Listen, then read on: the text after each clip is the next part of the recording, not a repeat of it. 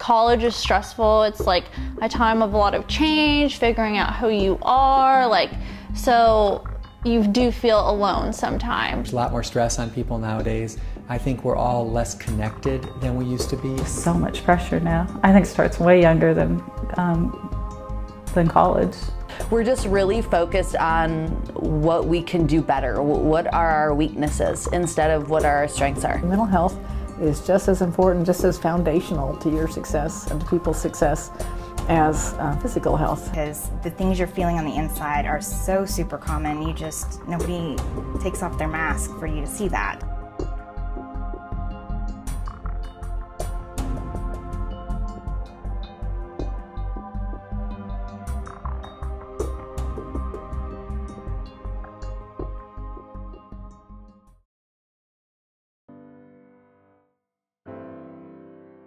Amanda was amazing. She was my firstborn. She was compassionate and sweet, outgoing, adventuresome. None of the traits that you would expect, except for that she was human and she felt and hurt. She was excited about everything, very positive, loved school, loved nursing. She was very passionate about helping people, which is why she got into nursing.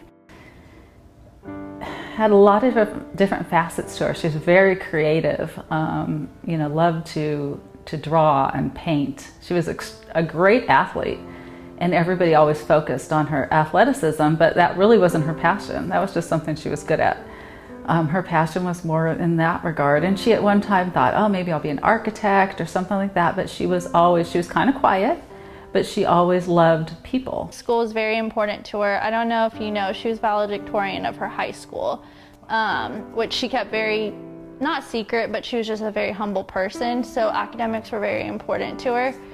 And it was always kind of funny, my mom was a nurse. And my mom died when Amanda was 7 months old. And there was always this little piece of my mom and Amanda.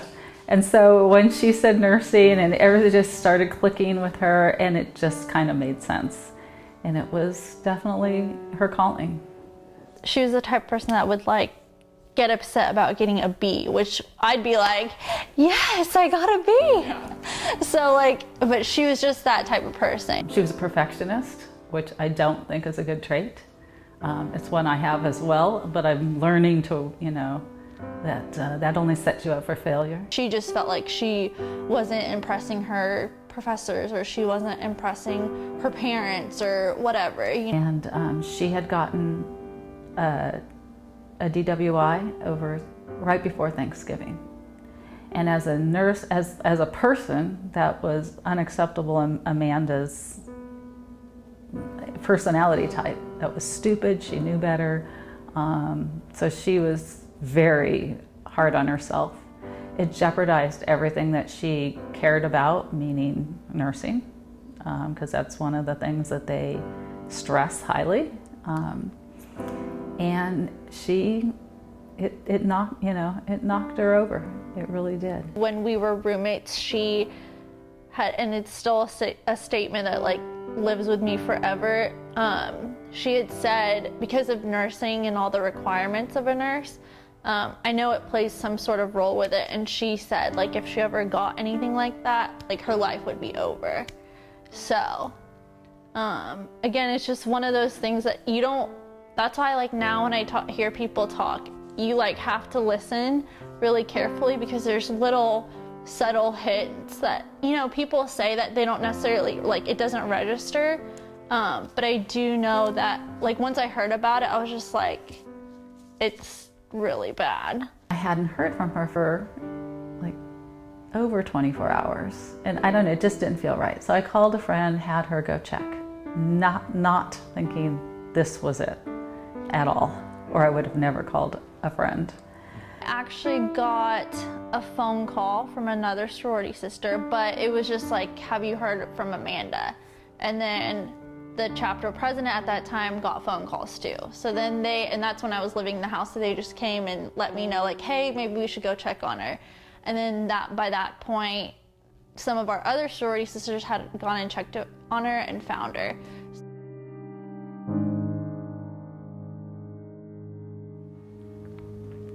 just complete utter hurt that my child wasn't here, and that I wasn't there to help her.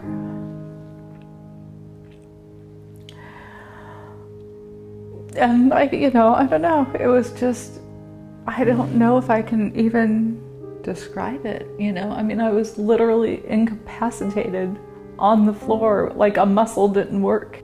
I was in shock because nobody expected it from her. Like I said, she was so full of life. It hurts. I mean, I didn't know my bones could hurt. I mean, it's just so hard to describe.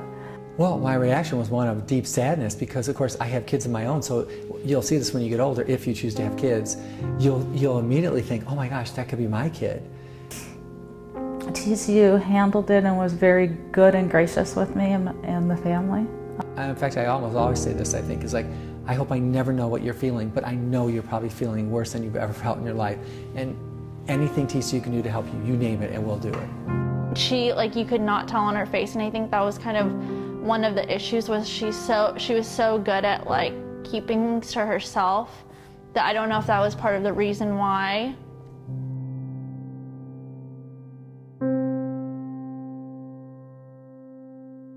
She was extremely compassionate and extremely feeling person, and that made her wonderful to be around. But when you feel a lot, you take all that in, and she didn't have that other side of asking for help. I don't think it was prideful. I think it was, her embarrassment. She felt she should be able to handle everything herself. They expect perfection of themselves, unrealistic standards of perfection, which when you stop and think about it, nobody's perfect and nobody ever will be. And yet it's not unusual, and there's like a wall of books, if you go to Barnes & Noble, if there is a Barnes & Noble anymore, on perfectionism, and it's promoted in our society. I mean, why didn't you made a B, why didn't you make an A? We're just super self-conscious about everything. I mean, this is the era of selfies and everything, that we're just really focused on what we can do better. What are our weaknesses instead of what our strengths are. I think that was just kind of one of the things that, pushed her over the edge, because she felt so ashamed of herself. So even just talking about it. It's sort of the American way, and not just American, I mean other cultures too, who we're sort of we should be self-reliant. And there's this misperception that going to a counselor is somehow an admission of defeat. I mean, maybe that just comes from our Judeo-Christian or Protestant, work ethics somehow, that which doesn't seem to pertain to people going to the physician. Somehow that there's this major difference between going to talk to somebody about a personal issue, maybe an emotional issue, versus a health issue. Not something people want to deal with. So, I mean, it's just they don't know how, or they don't want to, or get over it, or, you've got a good life, why are you depressed? I mean, these are all the things people say. That's part of why you don't say something. The majority of people who die by suicide haven't sought help, and we know on college students that of all the students that die every year by suicide, probably 10% of them or so have actually sought help from anybody. So seeking help is important. Just like people go to school, college, they should go to therapy. Everybody would benefit from that, because everybody's got stuff. We just can't, even with the best parents, you just can't grow up and be unaffected by. In the United States, we all try to be strong, and in a lot of different ways, people try to put up a front that, I have no weaknesses, I'm gonna be fine. Everybody has to be a superhero all the time. I think it's more stressful. I think I went through college and figured I'd get a job at the end, but I wasn't thinking about it freshman year, sophomore year, junior year. I waited till, it's call me naive, but I waited till it was time. Trust me, it goes beyond college. You kind of feel but I think especially at TCU, because it's a good school, it's a well-known school, and I think hearing about everything that's been happening there too, it's okay, well, I don't want to be like that person too. So I think it is a lot of pressure, but it doesn't stop, and I think that's the thing that people have to realize and kind of see past. Research shows that that more students are coming into colleges and universities across the country in that group with prior mental health diagnosis and prior suicide attempts coming into college more now than ever.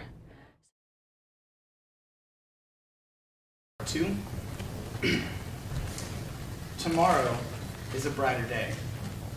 I will not believe. I love being in To Write Love on Our Arms at TCU because, you know, those people are so open and we all talk about these things. And I think society really is based on perfection, a lot of things. We look at the media, we look at body image, we look at success and how it's defined.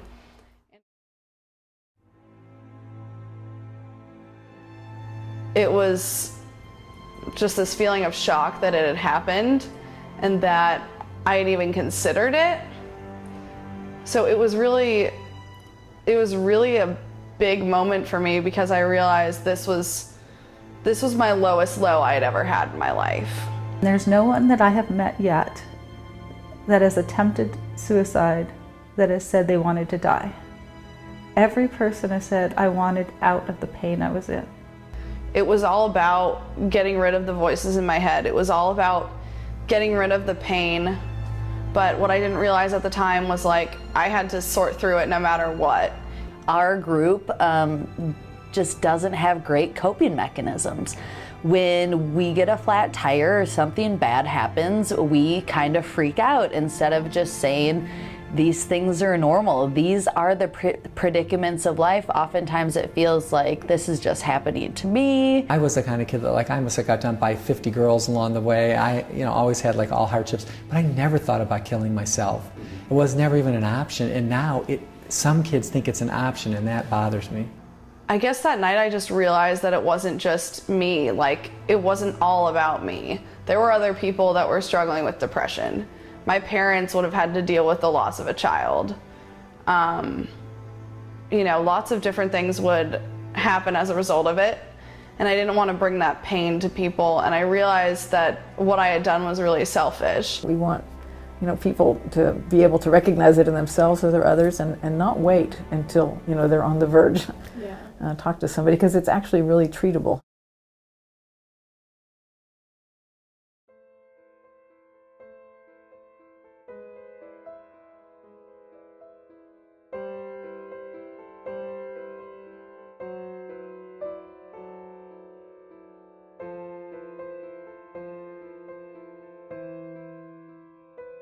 It's like a suicide first aid program. The QPR is very intentionally like CPR. So the idea is it's a 1.5 hour program. It could be tailored to be a little longer, a little shorter.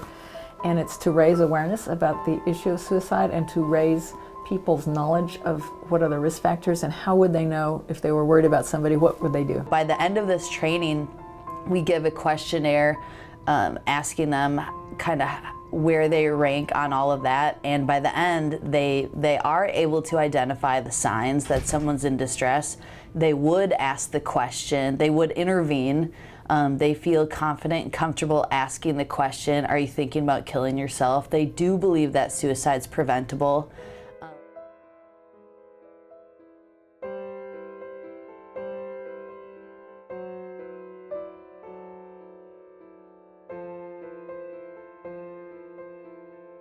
And that's just, I think, something about TCU that's special, where people see a problem and they really want to pitch in. It's kind of like a goal of world peace. You may never reach it, but you better be always working towards it. I reach out to a lot of the faculty and I tell them, listen, you are in a really important position where you're able to identify these changes. Because we weren't talking about it as much as we are now. And I know that might sound basic, but I think that's really important. I have this rational brain that's like, it's not your fault, Linda. But it also just makes me feel like we're gonna push harder. The job is never done to reach people who are having thoughts of suicide.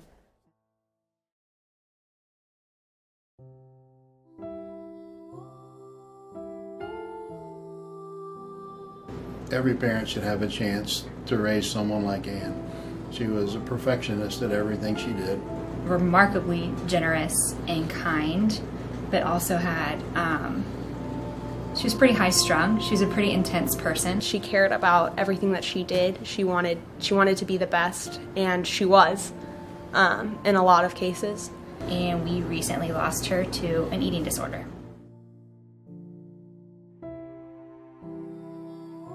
People are generally uncomfortable talking about suicide or a young person dying, but the reality is that 24 million people in America have an eating disorder. 20% of them will die. I was in the role of her dietitian. She also had a therapist.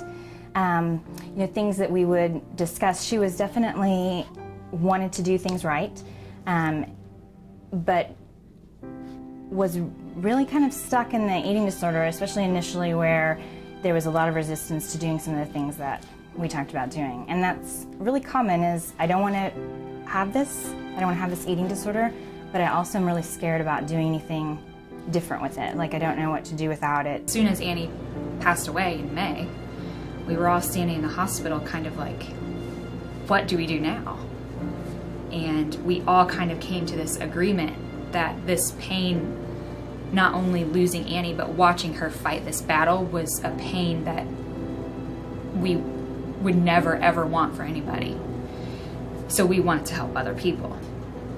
I said, I'm gonna call Project Bliss and let's see what we can do. 12 hours after Annie passed away, we had established the Anne Marie Bow Memorial Scholarship Fund at Project Bliss. This is our reception area for all our outpatient clients and anyone who's coming in to do a new intake assessment. We have our lending library. The idea behind the decor is for it to be Moroccan looking. So Project Bliss, we originally set it up as a nonprofit in 2010, and in 2012 we acquired this property and started developing that so that we could provide some housing and other services for people with eating disorders. On the surface, eating disorders look like an over-concern of how you look, but really it's the I'm not good enough feeling that has just been, you know, put on the body. When people think of that, they think of these dysfunctional people who are like meek and shy and off in the corner, and you know, it's very obvious that they have problems, but that wasn't Annie. Annie was highly functional, high achieving. She was, I mean, amazing at everything she did. She was bubbly, she was outgoing, she was beautiful, she was smart. And she really, from the outside, you wouldn't know.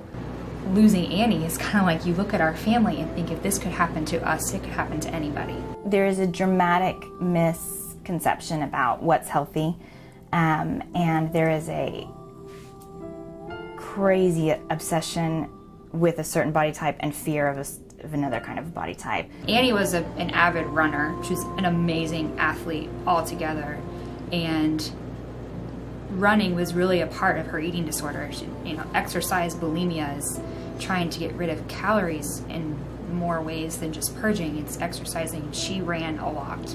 The compulsive exercise is something that Annie struggled with, and compulsive exercise has the highest suicide risk for people with eating disorders. Exercise should really be something that improves your life and makes you feel alive and gets you to connect to your body, and not something that you feel guilty if you don't do it, or you have to like pump yourself up to go to the gym. It should be something you actually enjoy. You know, a lot of people will say that you don't ever recover, but I do feel that you do.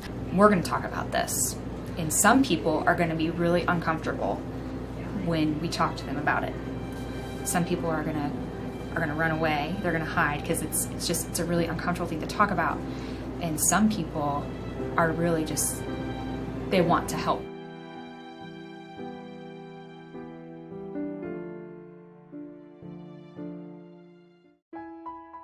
When hopelessness creeps in, so not just depression, but then you add a sense of hopelessness, like not only do I feel this way, but I'll always feel this way, then people start thinking about suicide. And that to me is heartbreak, that somebody could get there and think that there's no hope.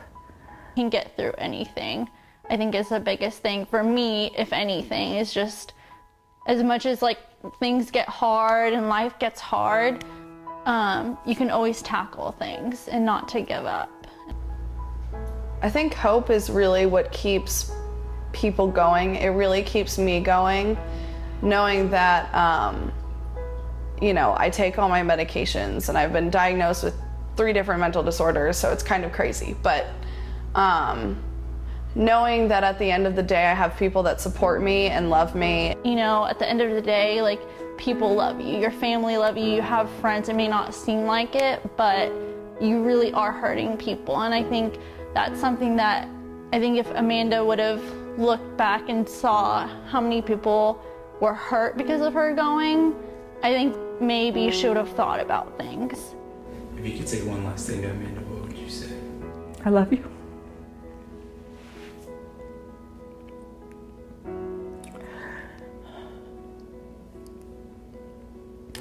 Always did, always will. No different today. I miss her. I don't think that'll change ever.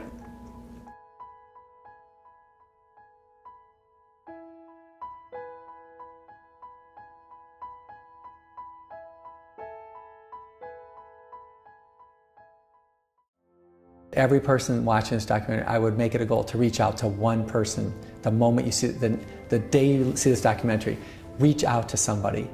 You know, sit with somebody who's alone. Ask somebody if they're hurting. I think that it is very strong to be able to say, I've got this issue and I need to get help with it so I can have a quality life. Sit down and pull up a chair. Be willing to listen to that person, and just listen. Don't argue with them. And then say, let's go get some help. Don't be afraid to be vulnerable with people, because everybody has their weaknesses. If they really are suicidal, research shows that their anxiety actually lowers, because they're like, okay, finally someone knows. There's always going to be something in your life that you don't want to like mess up, but it's gonna happen. We're human, we all make mistakes. And no mistake is so big that you can't get yourself out of it. You can get through it. That there's only one thing consistent, and it's change. It won't be this way tomorrow. You know? I don't think the grass is always greener. It's not like, oh, life's wonderful. It's not that. It's just, it'll be different. And you can get through it, and you will be stronger.